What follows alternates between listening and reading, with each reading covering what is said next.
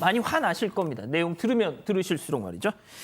자, 이게 저희가 사건 반장에서 소개해드렸던 내용이고 또 JTBC 보도로 처음 세상에 알려진 사건인데, 자, 이 청학동 서당 폭력 사건, 이 재판 결과를 짚어보기 전에 먼저 사건 내용부터 좀 정리해 주시죠. 예. 아, 정말 화가 날 정도로 정말 화가 날 정도로 엽기적인 가혹행위가 발생을 했습니다. 자, 가해자인 남학생 2명이요. 지난해 2월부터 청학동의 한 서당에서 남자 기숙사에서요. 또래인 피해 남성에게 가혹행위와 폭행을 저지른 것으로 나타났는데요. 자, 어떤 일이 있었냐면요. 자위를 하고 체액을 뿌리고요. 이를 먹게 합니다. 소변도 뿌렸고요. 또 피해 학생의 옷을 벗겨서 엎드리게 한 후에 항문에 이물질을 삽입합니다. 유사 성행위를 했고, 또 성적 학대를 강요하다가 피해자가 당연히 거부를 하겠죠. 자, 가해 학생들은 거부를 하자 침을 뱉거나 발로 목을 누르는 등의 폭행도 했습니다. 또 이 검찰 공소장에는 적시가 되지 않았으나 가해자들은 1.5리터 페트병에 물을 담아서 토할 때까지 이 피해자에게 먹이거나 샤워기 호스를 입에 넣어서 물을 먹였다, 이런 의혹까지 제기가 됐습니다. 너무 끔찍합니다. 소장님, 이게 저희가 뭐랄까요? 저번에도 말씀을 드렸었지만 이게 성인 범죄가 아니라 10대 범죄예요. 네. 네? 10대가 한 짓입니다. 방금 우리 최 리포터가 소개한 내용이 말이죠. 그렇습니다.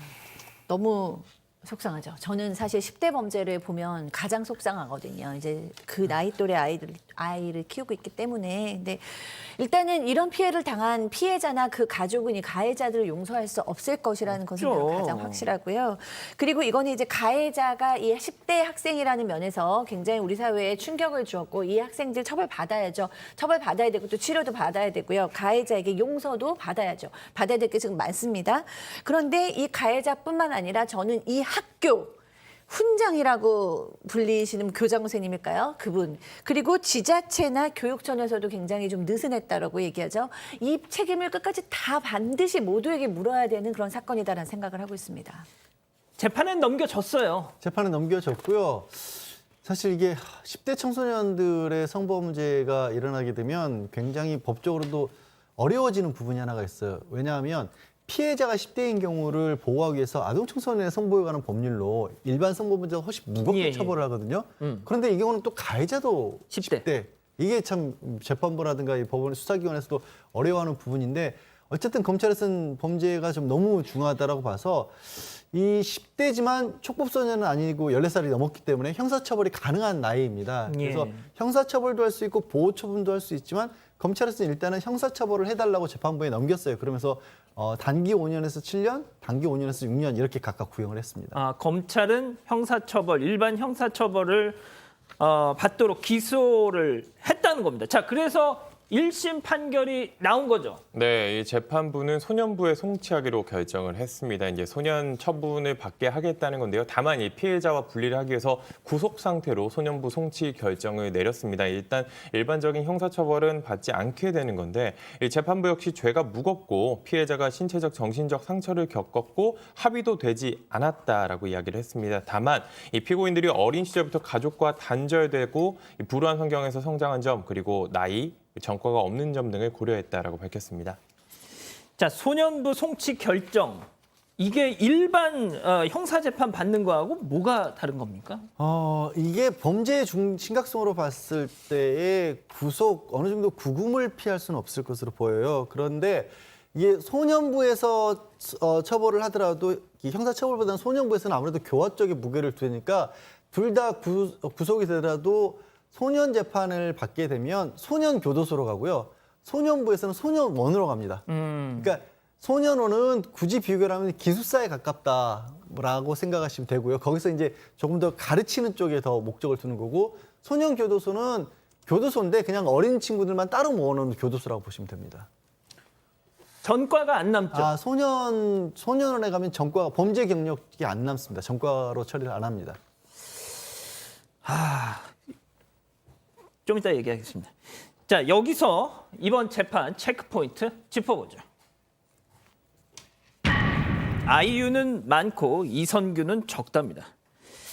자, 이 1심 재판부가 이례적으로 뭐 드라마 내용을 언급을 했다고요. 네, 아이유와 이선균이 나온 이 드라마 나의 아저씨라는 이 드라마에 대해서 언급을 했습니다. 그 해당 드라마 2018년에 방영했는데 불우한 환경에서 자라고 소외되고 고통받던 그 아이유, 이 배우 이지은이죠. 배우 이지은 씨가 여주인공으로 나왔는데 이런 불우한 환경에서 살다가 이 아저씨, 진심으로 자신을 응원해주는 아저씨 이선균을 만나서 이 당당한 사회 구성원으로 성장한다는 그런 내용을 담았습니다. 그런데 이 재판부는 이런 아이유처럼 불우한 환경에서 자란 아이들은 많지만 이선균처럼 이 어른스럽게 아이들을 이끌어줄 만한 어른은 많지 않다 이런 이야기를 했는데요. 일단 가족 해체, 이 피고인들은 어렸을 때부터 부모로부터 돌봄을 받지 못했고 조부모와 함께 생활을 했습니다. 그리고 나이가 어리고 교화가 가능하다. 아직은 나이가 한참 어리기 때문에 교화가 가능하다 그렇게 봤는데요. 이 가족 해체와 학교 폭력으로 고통스러워할 때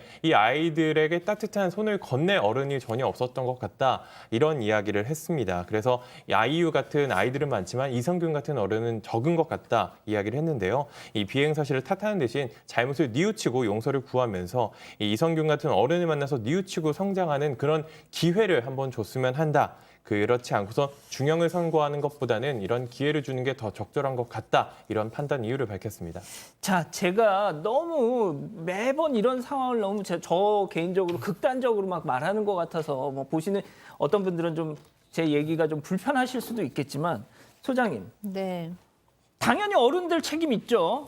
이 아이들 잘못 가르치는 어른들 책임 있고 방관한 어른들 책임 있어요. 하지만 앞서 우리가 소개해드렸던 그런 정말 고문에 가까운 정말 말로 이렇게 담기도 좀 어려운 그런 이 범행들이 네. 그걸 하면서 얘네들이 이거 하면 그 판단이 안 됐을 것 같으세요? 저는 솔직히 이거는 아닌 것 같아요. 저는 더 어렵죠. 왜냐하면 저는 이 사건을 냉정하게 판단해야 되는 패널인데 이제 아이의 엄마고 또 상담사잖아요. 그러니까 정말 양쪽 의견의 한글만이 맞다라고 더 주장하기는 어려운데 사실 피해자를 제외하고 그다음에 이 아이들이 그 다음에도 계속해서 반복적인 이런 사회에 악을 주는 범죄를 저지를 가능성을 배제하고 이 가해자 아이들의 삶만 본다면 전 재판부의 이 판사님의 어느 정도 동의하는 바입니다. 왜냐하면 이 가해자 아이들이 사실은 배움을 받지 누구한테 배움을 받지 못했고 그다음에 가정 환경이 굉장히 불우했고 그 첩첩산중 같은 경우에 곳에 공부를 위해서 갔다기보다는 이 아이들의 경우엔 다른 아이들은 아닐 수 있지만 거의 버려진 짓을 갔기 때문에 그럴 가능성이 저는 있다라고 보고 10대 아이들은 가능성을 열어둬야 되는 것은 사실이라고 봅니다. 그런데 이제 더 문제는 저는 이 사건에서 더 우리가 관심을 갖고 더 주인공이 되어야 되는 애는 피해자로 보는 거예요. 그럼요. 그 피해자가 받은 피해는 평생 어떻게 할 것이냐는 거예요. 지금 합의도 되지 않았고 무릎 꿇고 사과도 하지 않았습니다. 그렇기 때문에 이 가해자 아이들에게 기회를 줄 때는 저는 반드시 전제되어야 되는 것이 피해자 아이에게 진심으로 사과를 하고 사죄를 하고 내가 무엇을 잘못했는지 구체적으로 밝히고 용서를 받을 때 이 아이들에게 그 다음의 가능성에 대해서 논할 수 있지 않을까 하고 생각하고 있습니다. 자, 지금 최미정님이 그런 말씀을 하십니다. 아이유는 극 중에서 아이유는 정당방위였다. 또 그리고 뭡니까?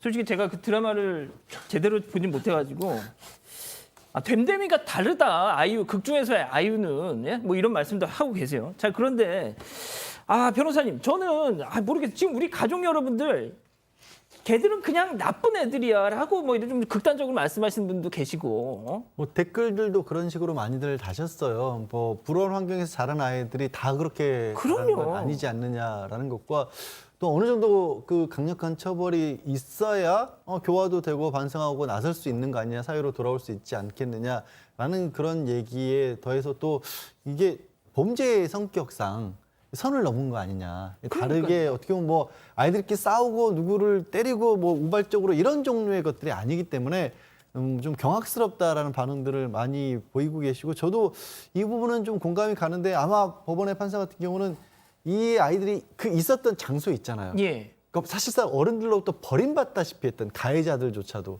그런데 조금 더 무게를 두신 게 아닌가 싶습니다.